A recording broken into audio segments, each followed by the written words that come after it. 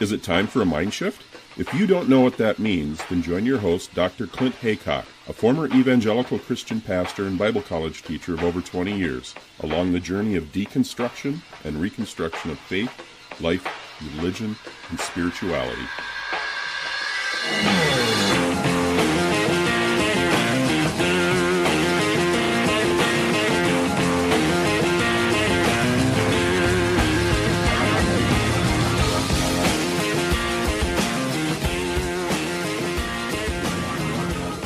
Thank you for joining me on Mind Shift Podcast. This is your host, Dr. Clint Haycock. I'm welcoming you back to another fantastic episode. This week, I'm bringing you a discussion that I had with Natalie Hoffman.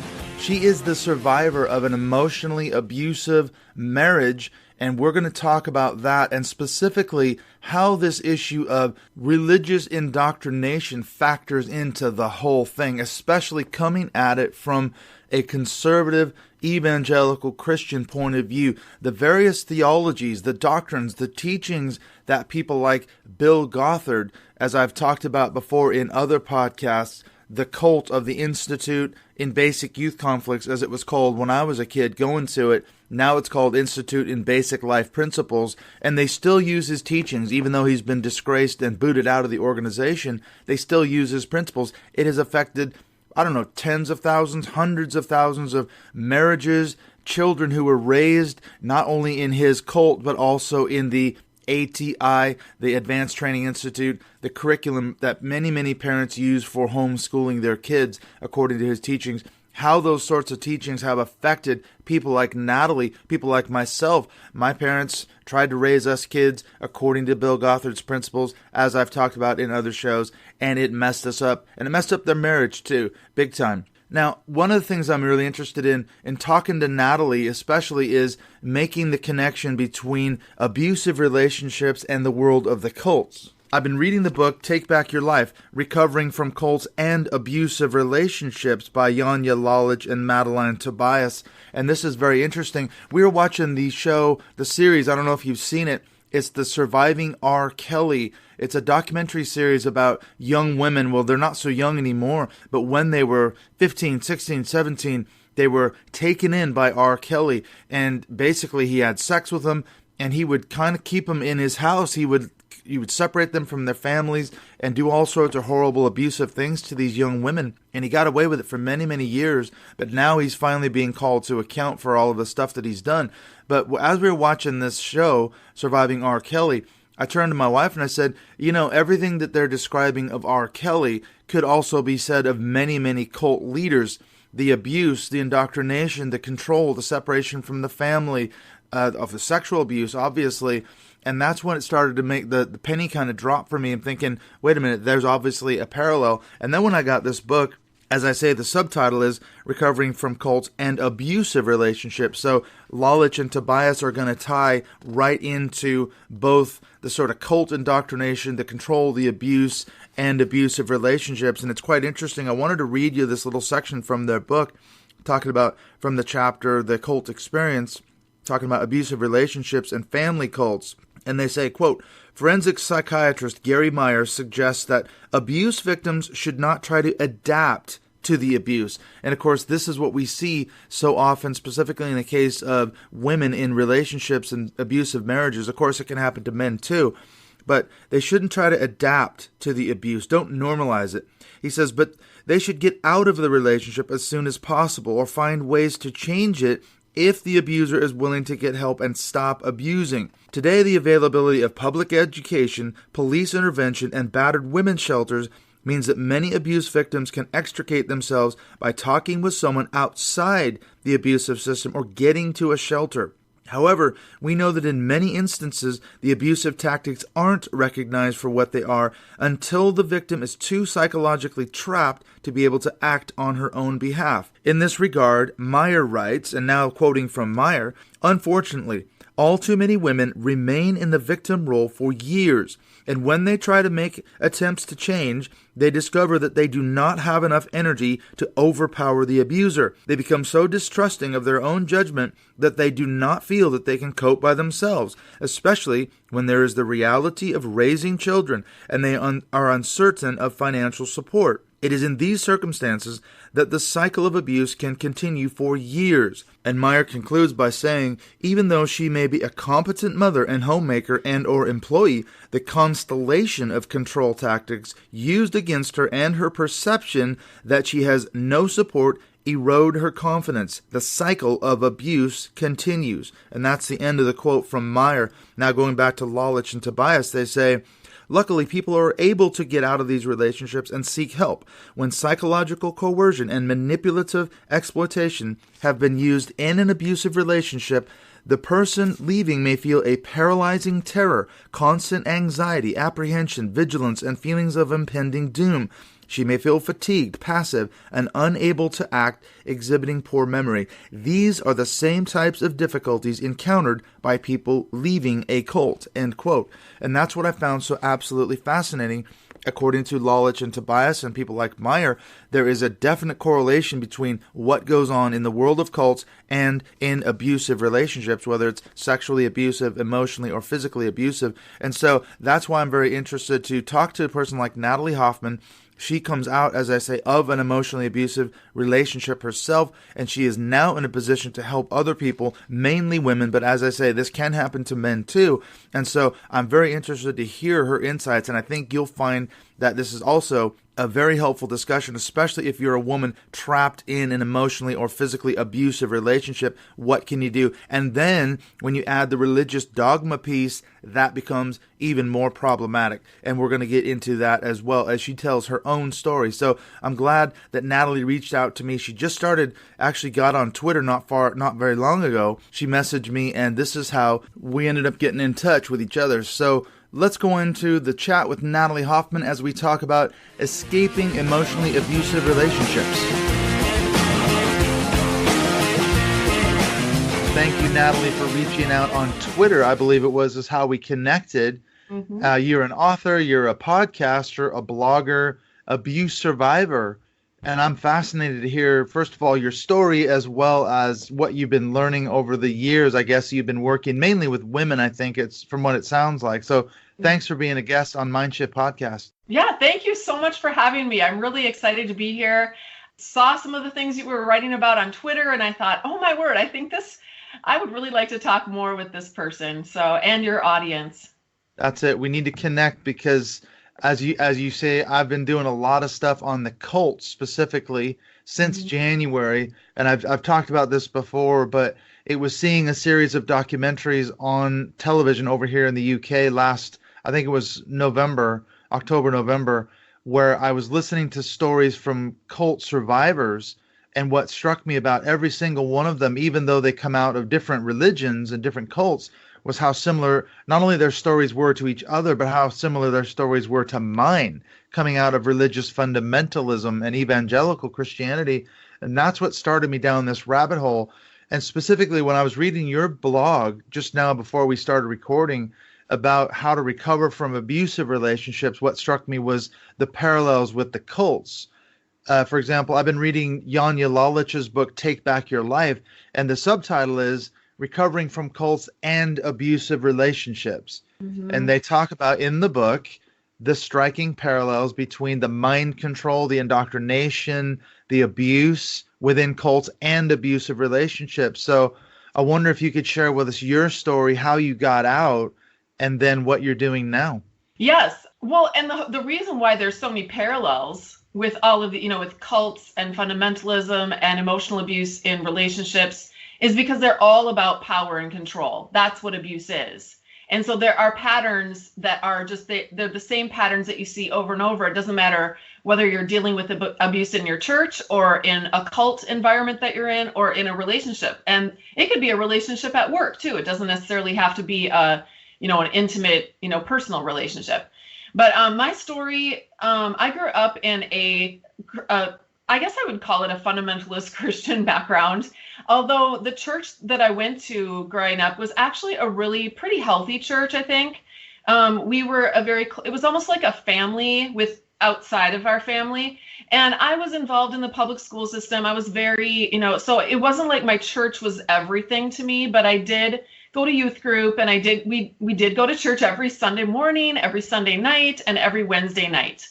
I was in Pioneer Girls. I don't know if they even have that anymore, but the thing that kind of went sideways for me growing up was that my parents began to get involved in going to the Bill Gotthard seminars every year. I think I was maybe around 12 years old when that started. So Bill Gotthard would come into town and in Minneapolis in the big, huge stadium, and it would be jam-packed with people once a year. And we would we would go to this seminar. It was like 3-hour talk every single night, Monday, and then all day, Monday through Thursday, and then all day Friday, all day Saturday.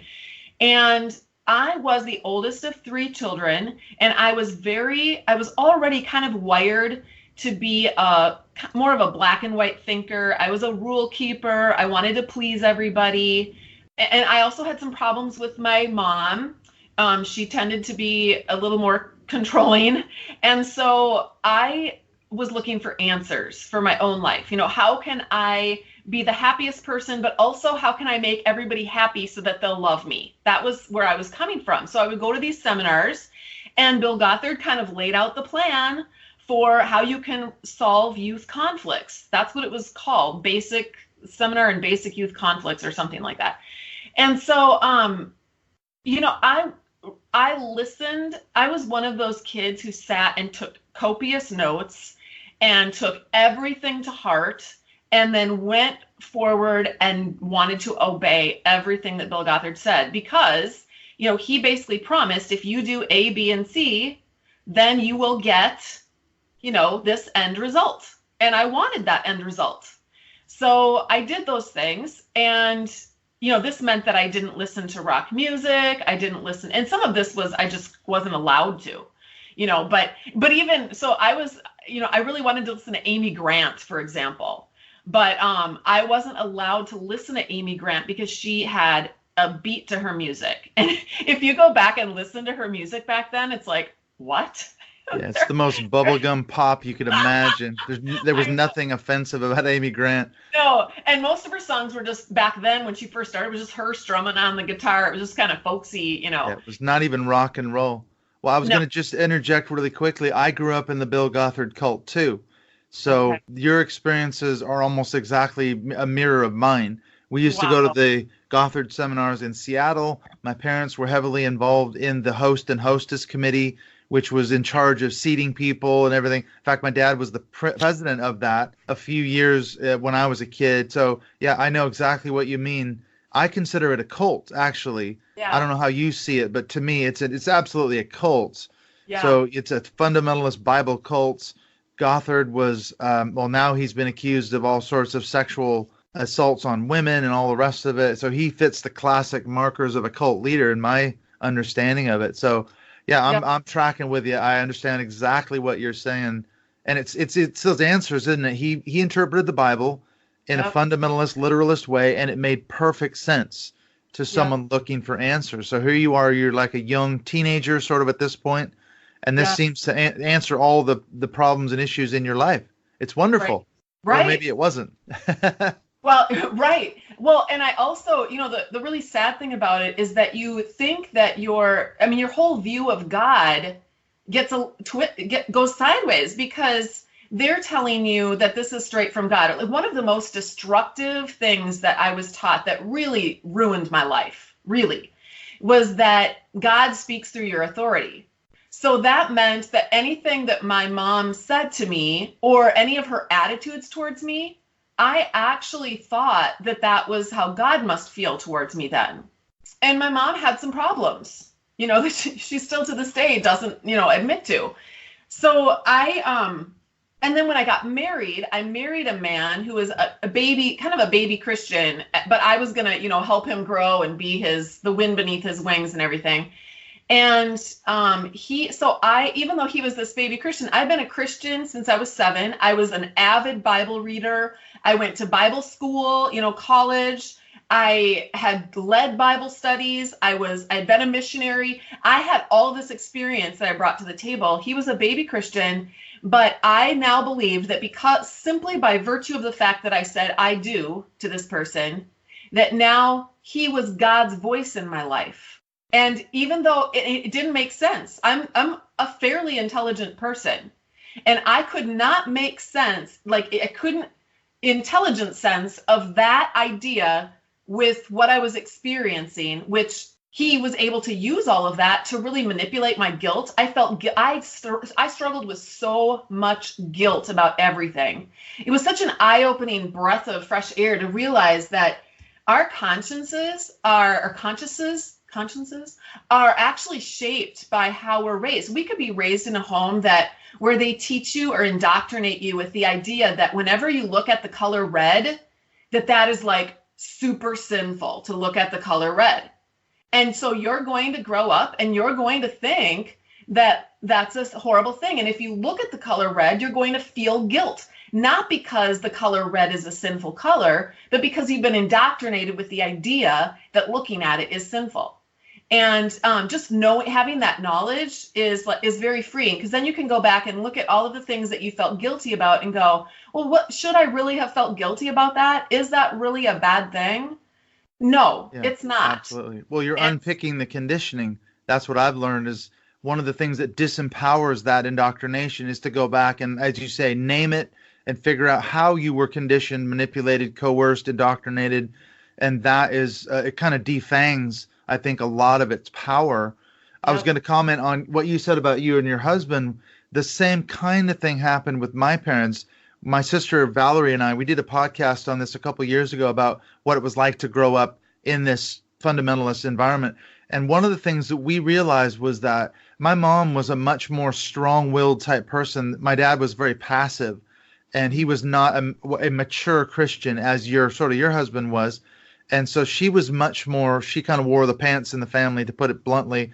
But when they started going to the Gotthard cult, as you were saying, it flipped that script completely on its head. So she was told, you've got to be under your husband's umbrella of authority. Mm-hmm. And he himself is under God's larger umbrella and all this. And so she had to knuckle under. She had to submit, because that was the, quote, biblical way of doing it. And yet that led to just a miserable, unhappy marriage. She didn't like it. And he never, ever stepped up to fulfill that role. And as a result, she started triangulating and sort of talking to me when I was 9, 10, 11 about how miserable and unhappy she was in her marriage, which was highly inappropriate. And that was a big mess up. That messed me up big time, So, yeah, it messed our family up. It messed my parents' marriage up. So, yeah, I'm tracking with you 100%. I know exactly, what you're sort of describing. So you had this dysfunctional marriage, but it was supposed to be this biblical model. Well, of course, Bill Gotthard was single. That's the whole thing. Right. He's never been married. What the hell is this guy doing, giving parenting and marital advice from the Bible? It's just it's insane. Unbelievable. It was really insane. Well, and then sadly, I'm embarrassed to say this, but we had 9 kids, and I homeschooled. 9 kids. And as part of for 4 years, we actually did the ATI curriculum. So did you do that at all, or are you familiar with that? Well, I was very fortunate. My parents didn't homeschool us. Otherwise, I'm sure we would have been in that ATI world, but they sent us to a very small Christian school in Seattle area. So from year 5, 5th grade on, I was in Christian school all the way through high school. And I think that was sort of their next best attempt to make sure we were sheltered from the world. Because like you, we didn't have a television. We weren't allowed to listen to secular music. We were totally sheltered from the evil world. So they sent us to Christian school, and that messed us up too. So you homeschooled anyway. You were using the ATI, which is, that's the Gotthard curriculum. Yes. And we did that for 4 years. But after I started realizing, because you pay a lot of money for that. And I actually I have a degree in English education. So I have an education degree, and we're doing this ATI, and I'm thinking, this just does not seem, there's something not right about this. Not very academic, not very scholarly. My kids are not learning anything. But I was buying into, the first couple of years, I was buying into the whole idea that, well, this is a spiritual thing. Your kids don't need to have academics. They just need to have really good character, and they just need to, and God will just help them to be great learners. They're not learning what to think. They're learning how to think. Okay, which I'm all for that. I think we should all learn critical thinking skills. I think that's really important. But also, we do need to have some basic academics under our belts, because when we go to college, which again, I don't even think they really felt like college was necessary. Do you really have to go to college? Well, actually, some people do. If you really want to have opportunities, it depends on what you want to do. And I'm all for people doing what they want, but some people are going to need to go to college, and they're going to need to have that academic base in order to be able to make it in college. And also, I've talked to I have a 23-year-old son. I have lots of sons, but one of them is 23, and he is in college right now. And he told me, he said, one of the things that's really, he was one of my kids that was homeschooled all the way through. And we have lots of really amazing conversations about this whole thing, because he, like you, he kind of has an upbringing like you did. Okay. So he's deprogramming. Fortunately, he can deprogram with me, with his mom, and I've apologized to my children, all of my children, and we've been spending the rest of my life making amends. But so he is telling me that he really wishes that he would have learned social skills. Now, he had lots of siblings, but that does not teach you how to interact with various people outside of your own family. So when they make this argument that, these kids are getting social skills by learning how to get along with with people of all ages in their own family. No, that does not. No, they still come out of that just a little bit odd. You can always tell a homeschooled kid. I remember when I went to Bible college down in Portland in Oregon, there were several homeschool kids, and you could just spot them a mile away. And it's just something about them. They're so super shy, super painfully shy, and you could just tell a kid that was homeschooled, Yeah. And that was the same kind of thing. Yes, you might have a big family, but the socialization, which is ironic because then they have these homeschool collectives so that their kids can meet other homeschooled kids. Right. We had some friends at Bible college that homeschooled their kids, and they set up this collective because this was such a concern. They thought, we've got to get these kids some socialization. And I said to him, well, isn't this just a school? You're creating a school, because they would go once a week to a church, and there would be like 30 kids, and they do a days long, math and English and stuff. And I said, Steve, that's just a school. Yeah. That's not homeschooling. Oh, well, but the rest of the week we're homeschooled, so there's that cognitive dissonance. That's what strikes me about your story. I'm hearing all these descriptions of you're living with the cognitive dissonance and able to suppress it and stuff it somehow and keep moving forward. Yes. That's a fascinating thing. Well, and what I wanted to bring out the point too, one of the things that I think causes this oddity is that when you grow up in a home where you are so protected, and where there's a conversation, an ongoing conversation that's always about this protection and us versus them, you are afraid. You're afraid to take risks. You're afraid of other people. You're afraid of what's going to happen to you. There's just this, you are marinating in fear. Absolutely. Of what's out there. But it's a great way to control people. That's how you control. If you step outside the umbrella, you're fair game to satanic attacks.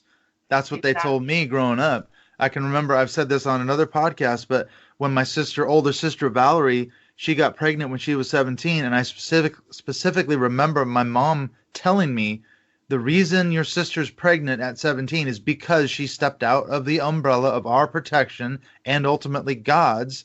And it was, that's why she's pregnant, because she made sinful choices, and this is the consequence of it. She's ruined her life now. And, don't let that happen to you. So there's that fear, isn't it? Right. Yeah. So anyway, I went to a Christian college, it's called University of Northwestern now. And I had a great experience there, but it was very conservative. But my friends listened to rock and roll music, and that's kind of how I kind of broke out a little bit. And I had some really excellent professors there that were a couple of female professors that were very liberal and very feminist, but they had to kind of keep it under wraps. Looking back now, I can see how they both had their doctorates. I can see how they managed to fit in there, but also managed to Yeah, keep sort it on of the down low. exactly. Yeah. You But don't want to introduce cause us. too many waves. Yeah, rock the boat Exactly. too much. Exactly. So that was a great experience for me. But then when I ended up getting married, I fell back into the really conservative thinking. And part of the reason is I thought that, well, I had an emotionally destructive marriage, and I thought that if I just could get it right as far as the submission thing, so I'm much more of a leader type of a person. I'm more articulate. I like to read books. I'm a thinker. I like to have great conversations. And I also I take initiative. I've built 2 businesses, sold one. Whereas my ex-husband was very passive and laid back and now looking back, I think if we had not been in the fundamentalist world, and I think he does have a personality disorder too, but let's just say he was just your average, more laid back, quieter, passive person. In a non-religious environment. Yeah, exactly. Without the indoctrination of the cult. Exactly. There's nothing wrong with a marriage where you've got more of a leader type of a female and more of a passive type of a male. There's nothing wrong with that. The same thing as my parents. Exactly the same. Yeah. And that dynamic just did not work. And what my sister Val describes is that she grew up before they got into the Gotthard cult. She was about 9 or 10, and their marriage was completely different. They would laugh, they would have fun, they would joke. It was very relaxed, and it was a lot of fun. When they started getting into that, everything changed because, as you're saying, you're describing the same kind of dynamic. My mom had to knuckle under, and that was not her, and it wasn't him either. Right. The whole thing was messed up.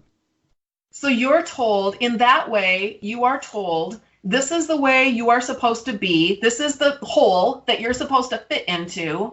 Well, that God wants you. Exactly. If you can't fit even in it, more. there's something wrong with you spiritually. Yeah, you're rebellious or something sinful or something. Right.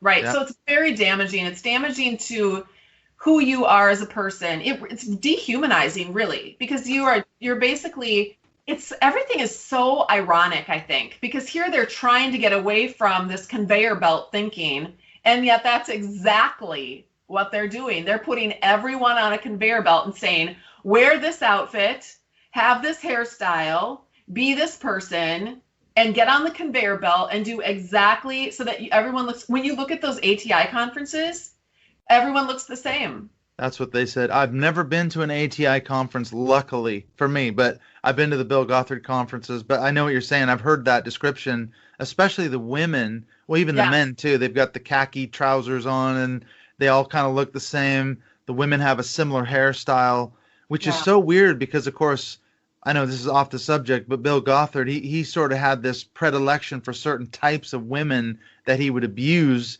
at the headquarters, and even they had that sort of look, and they said it was Gotthard's harem, so there's some very bizarre, it was almost like he was projecting his own, I don't know, fantasies or sexual desires onto the women in his cult, and then they had to go out and dress and look like his ideal woman. The ones he abused sexually. I mean, the whole thing is so screwed up. It really is. Yeah. So you're in this Gotthard cult trying to make your marriage work, which ironically it wasn't working. Yeah. Even though God, that's the thing. I thought it's almost like it should be an evangelical prosperity gospel. That's essentially what he's preaching. If you do all the right things, these basic life principles, God will bless you. And yet in your case and in my parents' case, it didn't work. Right. Well, and so, and we're just a small sampling of, hundreds of thousands of people have been destroyed. Oh, absolutely. So many lives. Yeah. Well, we got out of that, and then we ended up kind of going into the whole Vision Forum thing. Have you heard of Vision Forum, Doug Phillips? No, I haven't. Is that another fundamentalist thing? I've never heard of that. Well, it was another movement, big homeschooling movement, and Doug Phillips had a big family, and he started this whole thing, and he was also very similar to Vision Forum. He ended up having an affair with his children's nanny. So, I don't know. And then that whole thing fell apart. So it's just kind of interesting how, but so anyway, we got into that for a while. And then that's when I started, I had my last baby 7 years ago. And I started realizing, you know what, there is something kind of aside from all of this religious stuff. I realized that I was in an emotionally abusive marriage, mainly because one of the biggest markers of emotional abuse is that one of the partners is unable to take responsibility for themselves. They put all the responsibility on the victim, and then he or she, it can be both ways, takes all of that responsibility and tries to fix everything. So when you try to resolve a conflict, the only way to resolve a conflict is either to sweep the problem under the rug, or for me to take responsibility for it and say, well, I'm sorry, I didn't mean to, if I gave him feedback about anything, I'm the one who would get blamed, shamed, criticized. So I won't get into too much of that. But when I started realizing that, started doing research, reading a whole bunch of books, I began the waking up process, and it was a lot of grieving. But kind of a parallel theme along with that was also seeing how my church was responding to my waking up, and they were not responding well. I can't imagine. Yeah. I'm shocked, Natalie. I thought they would embrace it with open arms and help you deconstruct and everything. So some of your readers might be interested to know that we had been members of John Piper's church for many years by that time. Oh. I'm even more shocked that John Piper wasn't on board with your deconstruction. Well, by the time I was stepping forward and trying to get help and trying to work with people, he had retired by that time, and there was a new pastor on board, Jason Meyer, and Jason Meyer decided that he was going to lead the way in eradicating abuse from his church. Okay. Which is another interesting kind of ironic twist, because I don't believe that you can eradicate abuse of women unless you eradicate the theology that abuses women. And that theology, I believe that complementarianism is just soft patriarchy, and patriarchy is the definition of abuse. Can you define complementarianism? I know there's different views, egalitarian, complementarian. Can you describe for the listeners the differences between some of those views? Theological views, really, isn't it, based on what their reading of the scripture? Yes, I'll try to do that off the top of my head. I do have a blog article where I go into more detail, but off the top of my head, I'm going to get the definitions wrong, I'm sure. But basically, just to keep it really basic. Yeah, just a simple overview. Yeah. Patriarchy is just obviously men believe that they are over women. It's power over. Yeah, and it's God ordained, isn't it? Yes, God ordained. Men have power over women. Complementarianism, it's soft patriarchy, so they still believe that men are over women, but over women in a way that protects them. They kind of dress it up and make it more spiritual and more like kinder sounding. So men are over women in order to protect them and take care of them and honor them and cherish them and love them. That power over is a representation of that love and cherishing. And that's the Christ to the head of the church and all that, the bride of Christ and all that, Ephesians 4, Ephesians 5. Yes. You've got the wife has to submit to the husband as to the Lord, and husbands are supposed to honor, cherish their wife. That's the way we always were taught in Bible college, wasn't it? Yeah. Is that you're in charge. It's a biblical headship model, isn't it? Exactly. That's the way God set it up. And as a husband, you have to listen to your wife, but ultimately, and you should take her advice, but ultimately yours is the final decision. And if you don't, God's going to hold you to account as the husband. So that's how we got out of the back door sort of thing. Exactly. So yeah, that's kind of a complementarian view. Exactly. And then egalitarianism is just the belief that men and women are equal, and you come to a marriage and there's mutual responsibility, mutual love, mutual respect, mutual everything, Yeah, you work it out. Obviously, You're going to have different personalities, different drives, different, abilities. Like you were describing earlier, you have these abilities about, like me, I'm fascinated in reading and research, and I love having conversations with people. And, my wife, she's totally different than me, but I'm not going to try to force her to become like me, and she doesn't try to force me to become like her. There's no way that's going to work. We've had to learn how to work that out over the years. And it wasn't always easy. Right. But you know what? It takes more wisdom and more work to work through a relationship like that, where two people are coming together and accepting their differences, than it does to just say, well, we just know how it's going to go. She's down there, I'm up here, end of story. I'm in charge. Yeah. That Submit, and that's, yeah. Ephesians 5:23. I can remember certain Christians saying that to their wives, just submit. Husband, the wife's supposed to submit to the husband. That's it. The Bible says it. You have to do it. That's such an unhealthy, that's an abusive thing, in my opinion. Right. So yeah, you're deconstructing. The church isn't taking it well, which is not surprising, especially coming out of a very fundamentalist John Piper church. Right. So how did it end up going down? Now, you've mentioned ex-husband, so you've obviously, there's a spoiler alert in there somewhere. Yes, I was going to ask, did your marriage survive? But obviously it didn't. No, we were separated for almost 2 years before I filed for divorce. And during those 2 years, I was trying to get help from the church. They were not buying my story. And of course, my ex-husband was, he launched an all-out smear campaign. Tried to make it look like I had borderline personality disorder, that I was crazy, that I was a horrible person.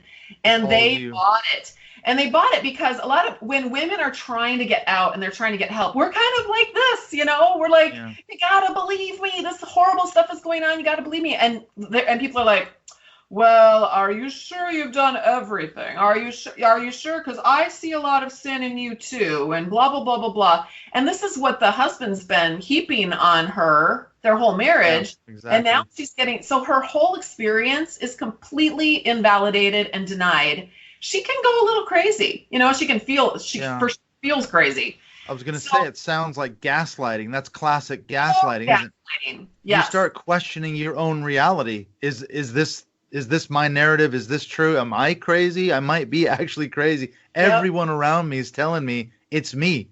Yep. Okay, maybe it is me. Maybe I am the one who's the problem here. Yeah. I can't imagine. Yeah. So my only saving grace was that I had kept journals my whole marriage. And I went back and looked at those journals. I took a 2-day weekend and I read through all my journals. And I took notes on my journals, all the things I had seen, and I started seeing the patterns. I could see them like they were plain as day in black and white. And by the end of that weekend, I was on my face in that dirt. It was kind of a nasty hotel room, on my face on the floor going, God, I give up. I'm done. And I really believed that God was saying, good. Finally, Natalie. Trying to get through to you. You're going to stop looking at other people and stop doing what these people are telling you. And what if you just followed me? Because I know a lot of your listeners are like not into God anymore, but I still am. I've really had to go through this journey of divorcing my religion from my relationship with Jesus, which was really real. And I'm going to be honest and say I have had times when I've thought, I've gone through that thinking where, well, maybe all of that was in my head too. Maybe I was gaslighting myself. There's too many things in my life that I feel, how you feel things deep down in your core? That's just, and I listen to my core now.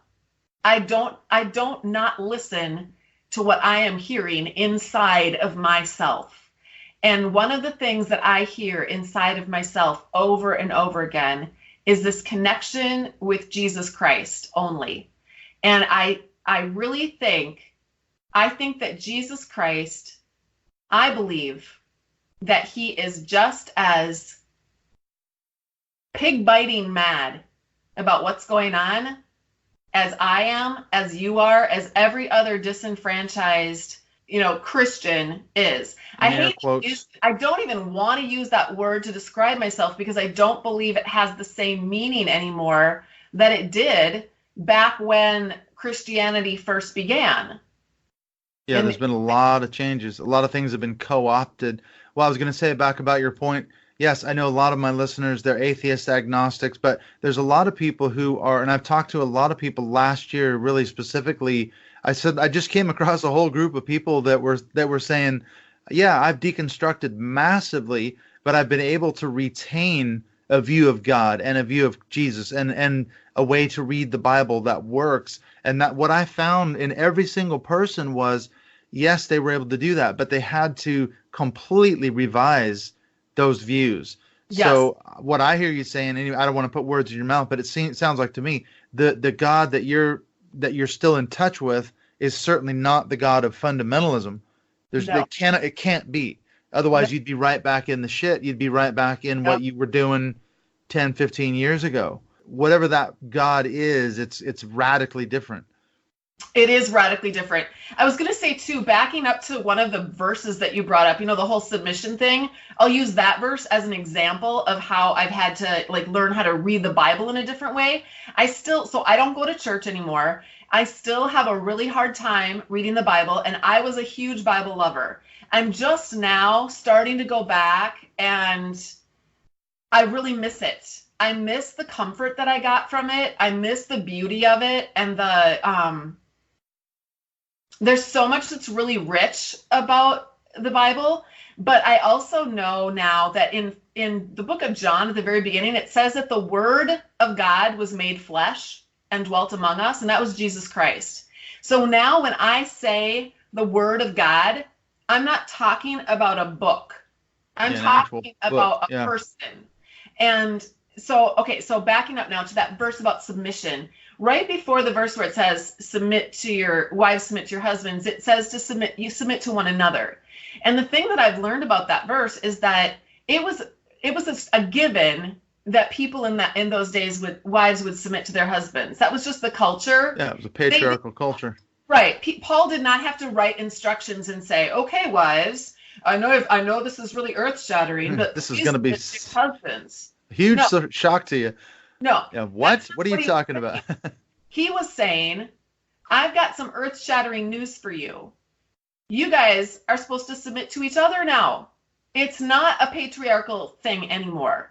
And wives, when you do your submitting, your mutual submitting, you do it not for him, not for your husband. You do it as unto God now. So totally different reason for why you submit. Everything. But we submit to each other. Well, that is a completely different picture. And then another friend of mine just was telling me this the other day. She said, I was reading the whole book of Ephesians, just from beginning to end. In context. Exactly, in context. What a concept. Love. And so she said, it just dawned on me, what he's telling us to submit to is this love, to submit to love. That we can actually rest and submit to the love of our fellow Christians, the love of our husbands. It's a huge, big, beautiful thing. And yet patriarchal people pick up that one verse. Exactly. Like it's some kind of a life-shattering thing, and they run with it. What? No. Well, and they use it to bludgeon not just their wives, but women in general, because that verse gets used in churches all over the place. Somehow it's been twisted to mean women should submit to men. You have to do what I'm telling you just because I'm a man and you're a woman. Right. We're not even married, but you better listen to me and do what I say. Then that patriarchal culture and why women can't be pastors and preachers and elders, and somehow that has to do with all that.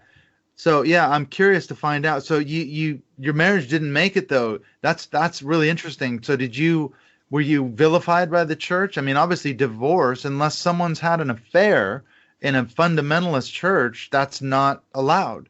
It's not biblical grounds for marriage. How did that work out? Well, they have, the way Bethlehem does it is they have a big meeting. They have to have a quorum of people. So there had to have been at least 400 people at that meeting, people that I knew and loved.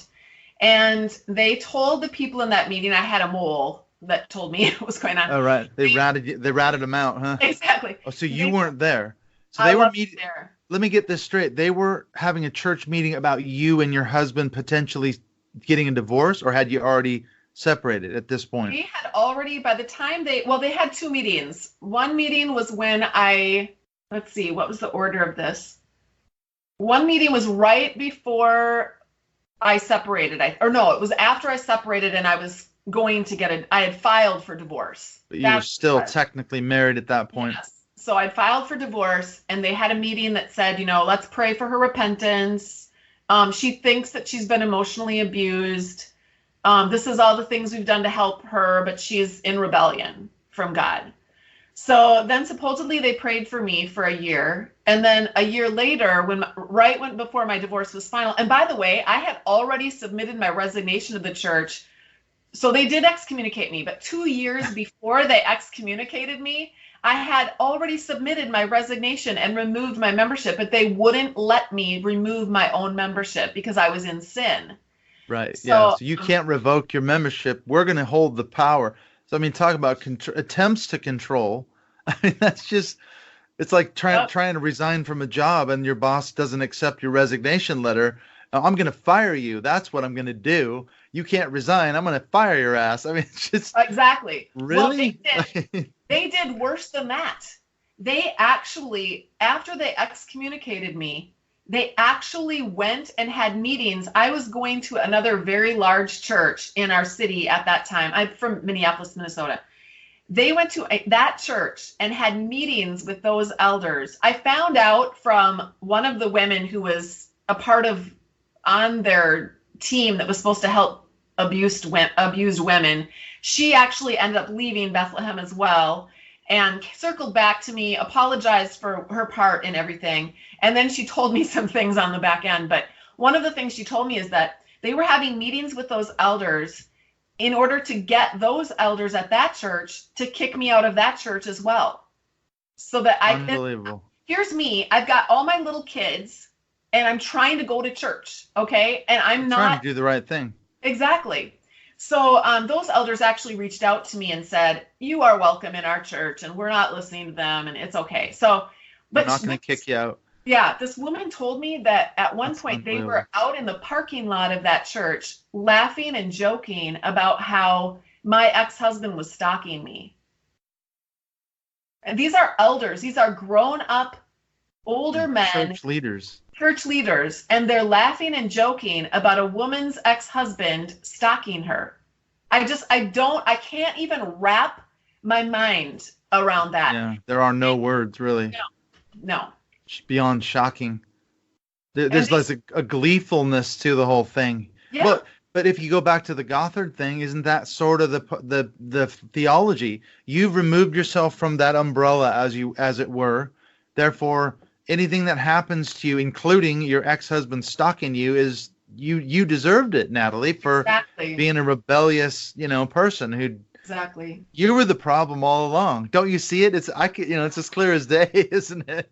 Yep. Unbelievable. Well, and there's no trust in God whatsoever. There's no trust. It really, in a truly Christian environment where we are worshiping and loving Jesus, Jesus did not come after people and force them to do anything.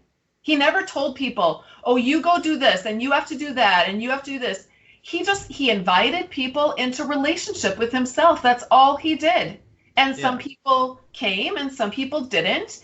And he let them go. To anyone, even the people who were crucifying, he said, Father, forgive them. They don't know what they're doing. And he put himself, he trusted his heavenly Father, that if we are going to be followers of Jesus Christ, we're going to trust him to work in someone else's life. We are not going to take on that role of, well, I don't think you should get a piercing in your belly button because I don't think I should get one, so therefore you shouldn't get one either. And I've decided that that's my rule. No piercings in the belly button.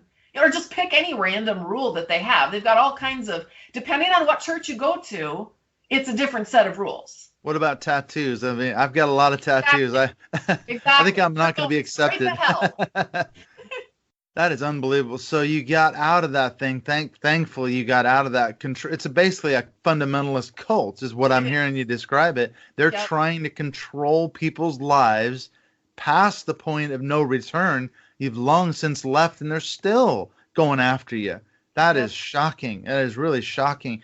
But now you're in a place where you're helping women. I mean, you've written books. You do a podcast. What have you found in women that come to you? that you've got this incredible voice out there. What are they telling you? What's their stories? What have you found in terms of, what these women are going through? Well, they're all going through the same things. It's a pattern. I mean, they're waking up. So it's a storyline and they're all following it. They're waking up. The narrative. Yeah. They're waking up they're realizing, you know what, I can't make this marriage work. I've worked my butt off for years and it doesn't matter what I do or how good I am. I can't make this work. It takes two people to make a marriage work. And they are absolutely finally realizing that they're the only one doing anything.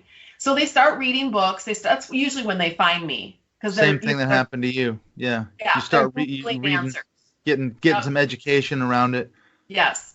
And then, I started a couple of years ago, I started a support group with just a handful of women who were kind of trying to get out and just wanted some camaraderie. They wanted some support. They wanted some education.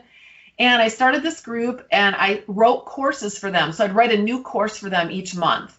And we had a secret Facebook group, and I did a Q&A every month, and we did a coffee chat where we talked together every month. And it just ended up exploding. They told their friends, and people started joining this group. And now it's got over 400 members, and they're all women who are working towards either making it work in their marriage. Some of them believe that they can still make it work. And I don't know if they can or not. That's not my place to tell people what they should do, what they shouldn't do, what's going to happen. Can't control them. Exactly. I refuse to do that. But my place is just to support people wherever they're at. Yeah, whatever that means, whatever it looks like. Exactly. I'm on your side. I'm in your court. I'll be a listener. I will speak into your life with encouragement.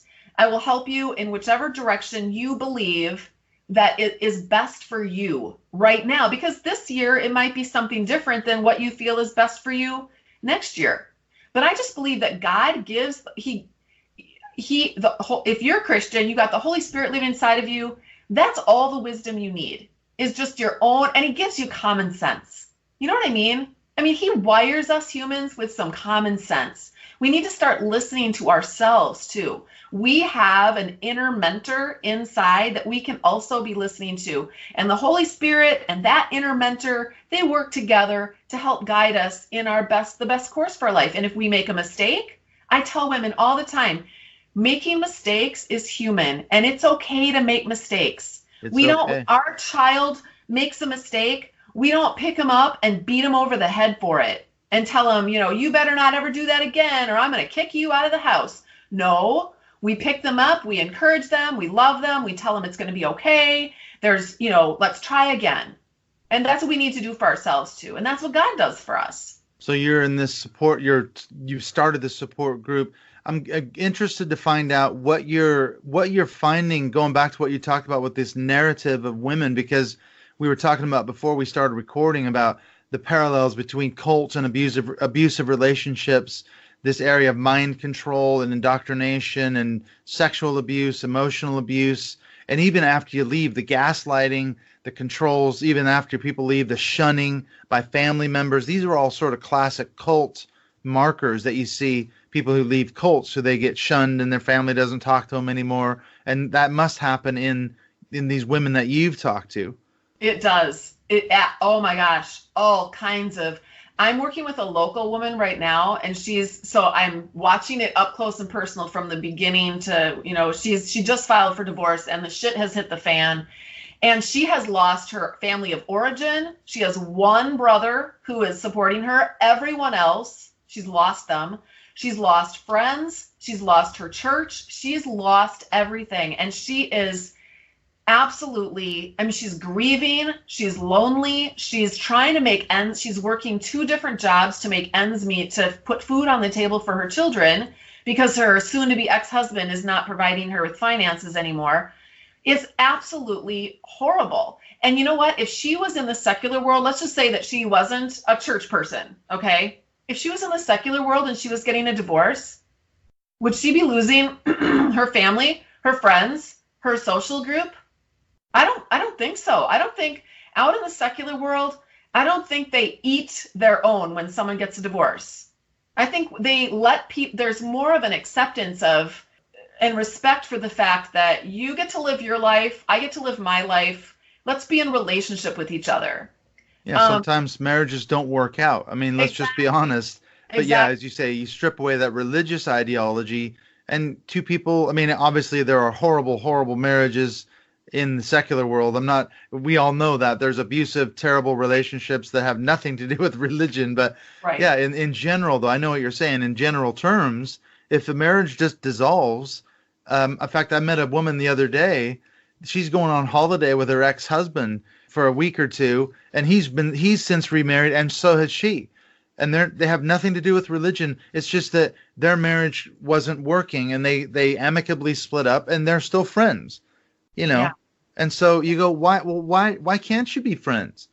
You know, I mean, I understand not every marriage ends well, for sure, but yeah, the religious component. I remember when I was in Bible college, we were sitting in a class and we were doing New Testament, and the professor was talking about Jesus's words about, you know, unless you are divorced because of sexual adultery, you cannot be remarried. And I remember a friend of mine was devastated because he was divorced, but not because of sexual, you know, and he thought, I'll never be able to get remarried.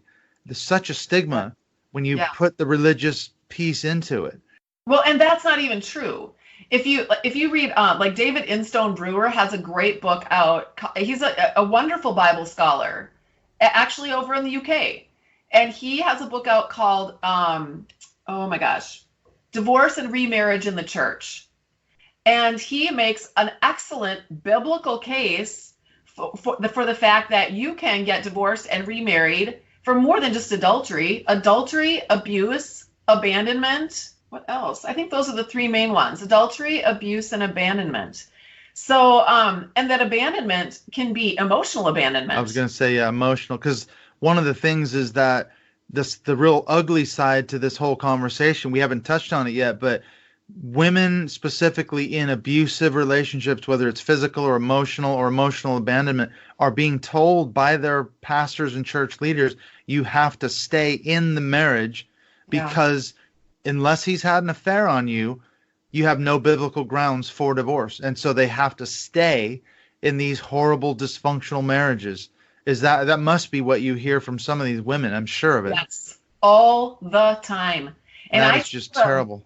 It's not a divorce. The divorce is not what broke up the marriage. That's just the legal signing of the papers.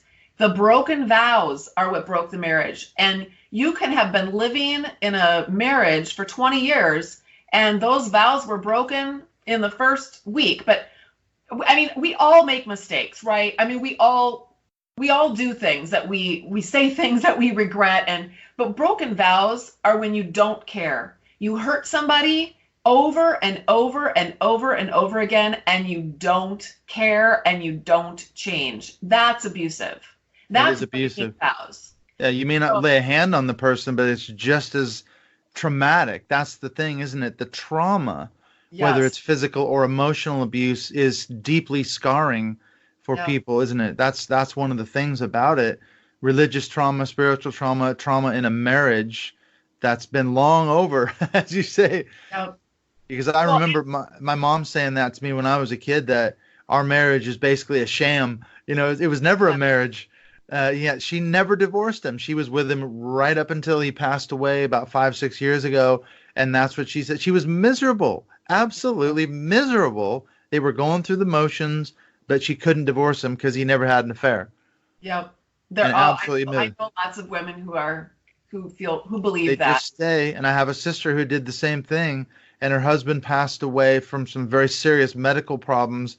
And she was absolutely miserable their entire 30 plus years and she said to me, I hate to say this to you, but I'm actually secretly, I'm glad that he's dead because now I'm released. And she got remarried to a guy who she absolutely loves and she's finally happy. Oh, but she's still awesome. Yeah, that's the good news. The bad news is she's still a total fundamentalist who,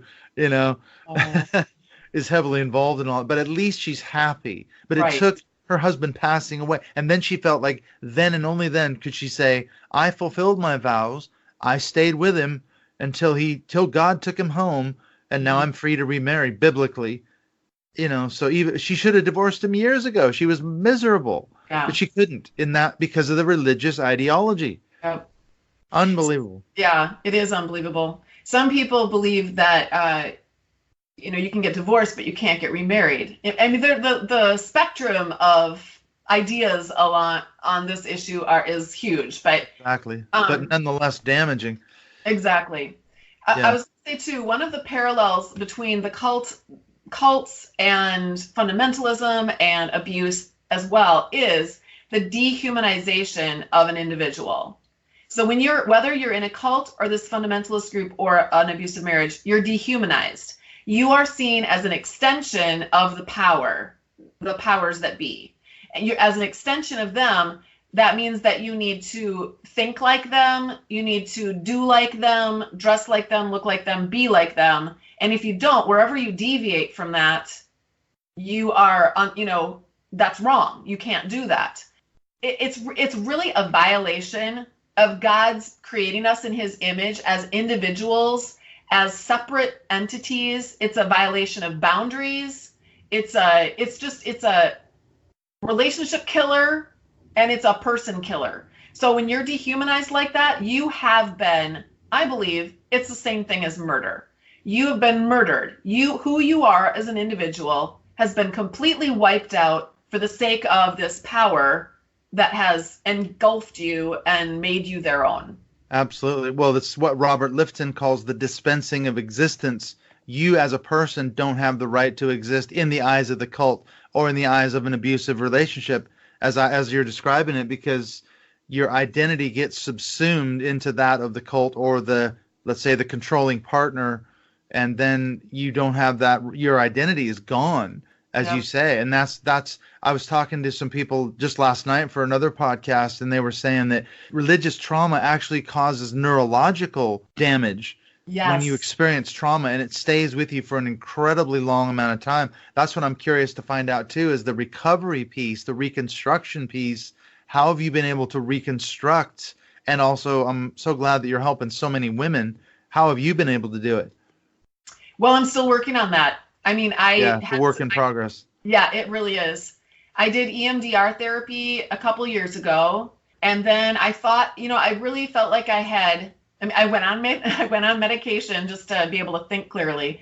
And then I thought that I was doing better, but some, things trigger you and then bring up things that you didn't really process before. And that's happened. My dad died last year, and that brought up a whole bunch of stuff from my family of origin.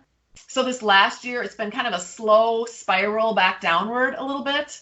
And that's when I stopped going to church, and now I'm back in therapy, I'm back on medication, and I am not ashamed of that. I just feel like this is when you've been living in this kind of environment, really been living in it your whole life, the recovery process is going to take a few years. And I have made tremendous progress, but all of the women that I work with know I'm with you. I heard someone else talking about and I thought, that's exactly how I feel. In some ways, I'm a little bit ahead of you. In some ways, you're a little bit ahead of me. But in a lot of ways, we're just basically walking side by side. We're in this together. You're in this thing together. Figuring it out together. You're just walking together. And I'm so glad to hear you say that you're not ashamed to admit you're on some medication. I mean, there's, again, going back to church, how many churches and people in churches have we heard that are not getting the medication that could really, really help them because they've been told it's a sin problem, or depression isn't a real thing. You just have to pray and God will help you get over it. And meanwhile, they're struggling with some issues that really could be actually fairly simply dealt with from a medical point of view or a psychological point of view. Or you got to go see the pastor. He'll give you counseling, but the pastor doesn't know what he's talking about. There's no training. There's no, you need to go see a real therapist. So They may not have any qualifications. They're just going to read you a bunch of Bible verses and you're going to be fine. Exactly. I talk about that actually in my book, about the destructiveness of Bible counselors. and how I had several Bible counselor experiences, all of them absolutely horrifically traumatic. In fact, if you go to the one of their websites, biblicalcounseling.org, they even say, our focus we're gonna be focusing on your sin. What? Okay. At least they're upfront about it. Yeah, the problem is sin, but it's that worldview. I was talking to another podcast I had recently with Bethany Carter, who became an atheist over this issue of spanking, weirdly enough, because when she started getting triggered over this issue when she had children, how do we discipline our kids? And her husband was pushing for the patriarchal sort of spanking model. She started going to Christian therapy, and the therapist was trying to install that patriarchal narrative from this biblical interpretation.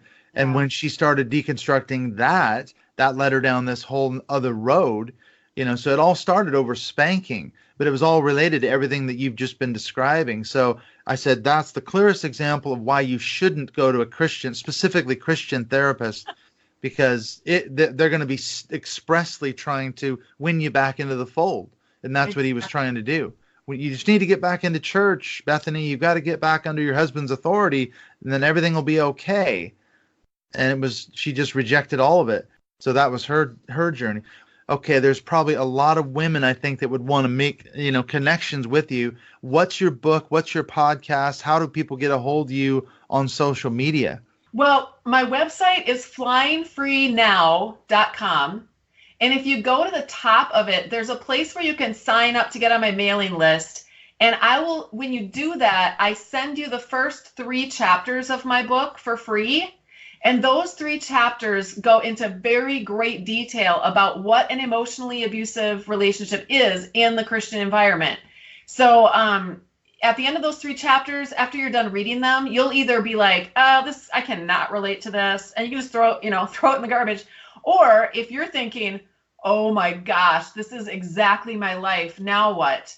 Then you can get my book. It's on Amazon. It's called Is It Me? Making Sense of Your Confusing Marriage, a Christian Woman's Guide to Hidden Emotional and Spiritual Abuse. And then the other, the podcast is just called Flying Free. So that's on my website. In the menu bar, there's a podcast link, but you can also find it on whatever. Pod Blasters, iTunes and Google Play and all that. Exactly. So look for that podcast. And then where are you on Twitter? What's your Twitter handle? It is Fly Free Natalie. Right. So you're on Twitter as well, which is where we connected. Yes. I'm brand new. I just got on there this month for the first time. I'm like, oh my word, this is like crack for me. It's opened up a whole new world for you, Natalie. It really has. I love it. The next thing you know, we're talking and, having this amazing conversation all because of Twitter. Social media. It's the way forward. I'm telling you. Yeah. Yeah. Twitter's amazing. Over there. I've just found so many kindred spirits. It's been a lot of fun. Yeah, I've found a huge supportive community on Twitter as well. A lot of the people I've connected with via the podcast and a lot of the stuff that I tweet about it's about cults and things like that. But I kind of want to get people to think. I want to start conversations. So that's kind of my whole angle. So if you follow me, that's kind of what you can expect. That's kind of the teacher in me, though. I love starting discussions. That's how I taught classes. Is I don't want to stand up there and talk for an hour about a topic. I want to ask questions and get a dialogue going. So that's why I love doing this podcast, because I can meet people like you. So thank you so much for being on this show. I hope people will get a hold of you as a result of this episode, though. I really do. I think what you're doing is absolutely amazing. Thank you so much for having me. It's been a lot of fun.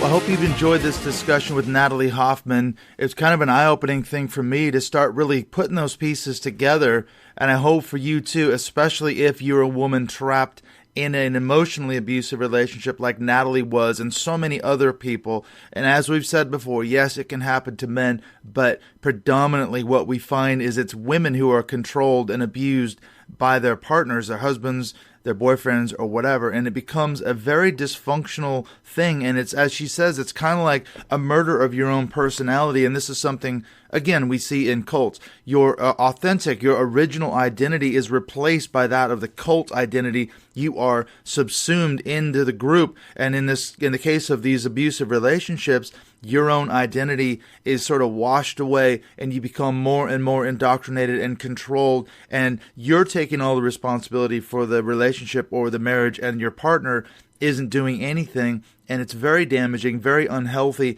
And the best thing you can do, like Natalie, is to get out of that relationship. And of course, in the case of Natalie and so many other women, you got to add that layer of the religious indoctrination, the religious piece. Look at what happened to her. Even though she was separated from her partner, filing for divorce, she had quit the church. She walked away from John Piper's church. She tendered her resignation. I'm no longer a member here. It didn't matter. They tried to control the narrative. They were excommunicating her. They were still holding public meetings to talk about what to do about this sinful, horrible woman who was really trying to assert her own independence, maybe for the first time in her whole life. So I'm proud of Natalie for standing up and not listening to that, because some people would have gone right back into it and just submitted to the patriarchy, to the misogyny, which unfortunately is informed by a lot of biblical passages. So again, well done to Natalie for standing up to the system and getting out and asserting her own voice. And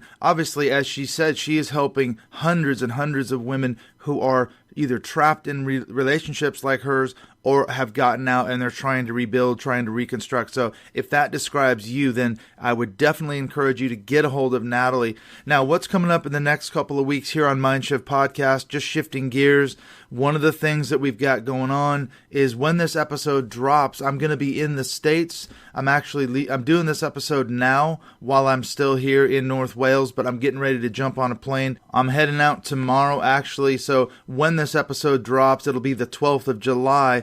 Make sure to tune in to Neil604's YouTube channel on the 13th of July, because I'm going to be up in BC. My sister Valerie and I are going to be driving up there from Seattle on the 12th, 13th, 14th.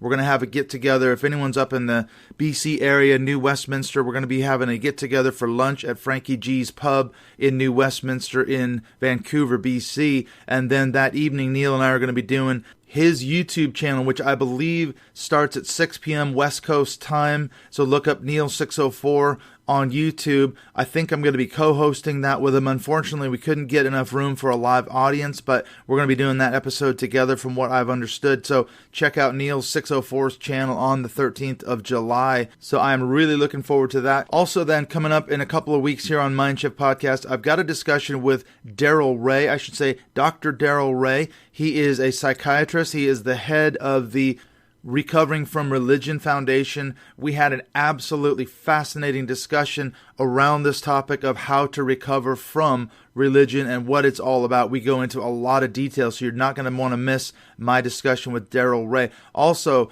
queuing up, as we get into August, I've got a discussion with Brielle Decker. She was the 65th wife of Warren Jeffs, the cult leader of the FLDS, the Fundamentalist Latter-day Saints cult out of, well, they have compounds in Canada, America, Mexico, mainly in the Utah, Colorado area. They are a polygamist cult, and her story is unbelievable. So stay tuned for that episode with Brielle Decker. Blanchard is actually the name she's going by now. So this is a fascinating, unbelievable story.